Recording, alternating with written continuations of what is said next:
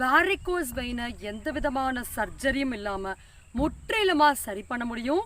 இது எல்லாரும் சொல்கிற மாதிரி நின்றுட்டே இருக்கிறதுனாலையோ நடந்துகிட்டே இருக்கிறதுனாலையோ வரக்கூடிய பிரச்சனை கிடையவே கிடையாது.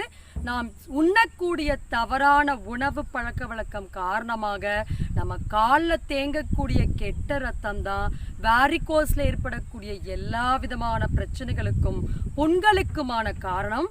அப்போ நம்ம வீட்டில் இருக்கக்கூடிய ஒரு 5 டம்ளர்ஸ் போதும் இதை கம்ப்ளீட்டாக இந்த கேஸஸை எடுத்து பிளட் சர்க்குலேஷனை ஆக்டிவேட் பண்ண. நம்ம கூட அடிஷ்னலாக கான்சன்ட்ரேட் பண்ணக்கூடிய உணவு பழக்க வழக்கம் பற்றி தான் இந்த பதிவில் நம்ம முற்றிலுமாக பார்க்க போகிறோம்.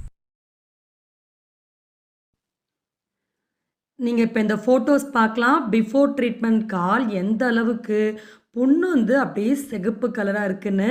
இது சர்ஜரி ஏற்கனவே பேஷண்ட் ஒரு 7 வருஷத்துக்கு முன்னாடி பண்ணி அதுக்கப்புறம்